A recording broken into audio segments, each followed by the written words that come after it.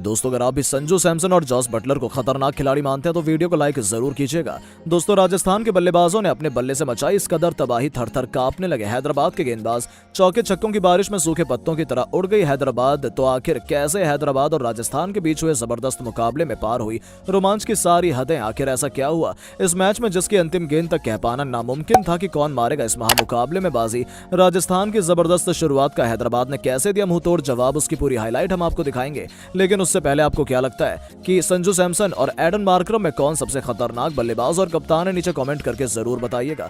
दोस्तों, जयपुर के सवाई मानसिंह स्टेडियम में राजस्थान के सामने हैदराबाद की चुनौती थी। दोनों टीमें एक दूसरे को हराने के लिए किसी भी हद तक जाने के लिए तैयार थी।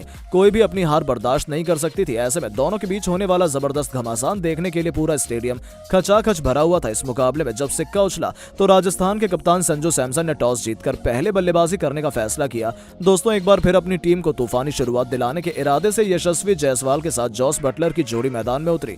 ये दोनों एक बार फिर अपनी टीम को विस्फोटक शुरुआत दिलाना चाहते थे और पहले ही ओवर से यशस्वी जायसवाल ने अपने तेवर दिखाने शुरू कर दिए। जी हां, टॉप नॉच फॉर्म में चल रहा ये बल्लेबाज तो हैदराबाद पर कहर बनकर टूट पड़ा। भुवनेश्वर कुमार का स्वागत ही उन्होंने आगे बढ़कर खतरनाक चौके से कर दिया था। तो इसी ओवर में उन्होंने अंतिम गेंद पर एक बार फिर चौका जड़कर पहले ओवर में ही हैदराबाद की धज्जियां उड़ानी शुरू कर दी थी।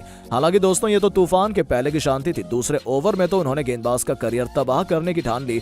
गेंदबाजी करने आए मार्को जॉनसन, यह खिलाड़ी अपनी टीम को सफलता दिलाने के लिए जाना जाता है। लेकिन इस बार बारी थी जॉस बटलर की, जिन्होंने यशस्वी के ही अंदाज में लगातार 2 गेंदों पर 2 तूफानी चौके जड़कर अभी से हैदराबाद के पसीने छुड़ा दिए थे। वहीं गेंदबाजी तो दिशा दशा बिगड़ गई थी। नतीजा ये हुआ कि बटलर के बाद यशस्वी जायसवाल ने ओवर की अंतिम गेंद पर गगनचुंबी छक्का जड़कर मुकाबले को अभी से राजस्थान की झोली में डालना शुरू कर दिया था। जी हां दोस्तों, इन दोनों ही खिलाड़ियों ने अपनी टीम को तूफानी शुरुआत दिलाई थी। वहीं हैदराबाद तो अभी से परेशान हो गई थी, क्योंकि उन्हें किसी भी कीमत पर विकेट चाहिए था और ये दोनों बल्लेबाज गलती करने के लिए तैयार नहीं थे। कोई भी गेंदबाज आता है, ये उन्हें चौके के दर्शन करा देते थे।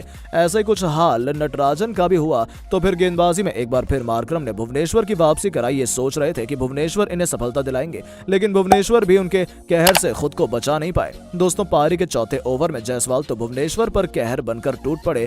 एक खतरनाक चौका तो फिर मिड विकेट के ऊपर से तूफानी छक्का जड़कर उन्होंने हैदराबाद के सबसे बड़े गेंदबाज के भी पसीने छुड़ा दिए थे। मैदान पर ऐसा तबाही का मंजर आया था जिसे देखकर तो ऑरेंज आर्मी के करोड़ों फैंस हक्का बक्का रह गए थे। वहीं राजस्थान का खेमा उनकी तूफानी बल्लेबाजी का जश्न मना रहा था। दोस्तों, मार्को जॉनसन को लगातार 2 गेंदों पर 2 चौके जड़कर उन्होंने अपनी टीम को 5 ओवरों से पहले 50 रनों तक पहुंचा दिया था। ऐसा लगा था कि ये दोनों आज हैदराबाद की हालत बद से बदतर कर देंगे, लेकिन तभी गेंदबाज भी ईंट का जवाब पत्थर से दे देता है। ओवर की अंतिम गेंद पर एक बार फिर बड़ा शॉट खेलने के प्रयास में यशस्वी गलती कर बैठे, जिनका आसान सा कैच नटराजन ने लपककर अपनी टीम को पहली सफलता दिलाई। केवल 18 गेंदों पर 5 चौके व तूफानी 2 छक्कों की बदौलत यशस्वी 35 रनों की तूफानी पारी खेलकर वापस लौटे। उनके आउट होने के बाद अब मैदान में अपने बल्ले से तबाही मचाने आ चुके थे खुद कप्तान संजू सैमसन। हालांकि यशस्वी के आउट होने के बाद रनों की रफ्तार से लगाम सी लग गई। पावर प्ले के अंतिम ओवर में सैमसन ने आते ही चौके से अपना खाता खोलकर 6 ओवरों में अपनी टीम को 61 रनों तक पहुंचा दिया था। ये राजस्थान के लिए बेहद मजबूत शुरुआत थी, क्योंकि उनके 2 सबसे भरोसेमंद बल्लेबाज मैदान में मौजूद थे जो रुकने के लिए तैयार नहीं थे। ये मुकाबला बराबरी का चल रहा था। जहां तक राजस्थान आ गई थी तो हैदराबाद में भी वापसी का बिगुल बज चुका था। दोस्तों, जैसे ही लग रहा था कि हैदराबाद मुकाबले में शिकंजा कस लेगी, संजू सैमसन ने अपना आक्रामक अंदाज दिखाना शुरू कर दिया। गेंदबाजी करने के लिए मयंक मार्कंडे आए थे और उनका स्वागत ही संजू सैमसन ने तूफानी छक्के से कर दिया था। लेकिन ये तो केवल शुरुआत थी। अगली गेंद पर एक बार फिर सैमसन ने कब्र के ऊपर से तूफानी छक्का बटोरकर पूरे स्टेडियम में जोश की नई लहर दौड़ा दी थी। वहीं हैदराबाद तो अपनी आंखों पर भरोसा नहीं कर पा रही थी, क्योंकि कप्तान सैमसन ने अचानक से मुकाबले का रुख पलट दिया था।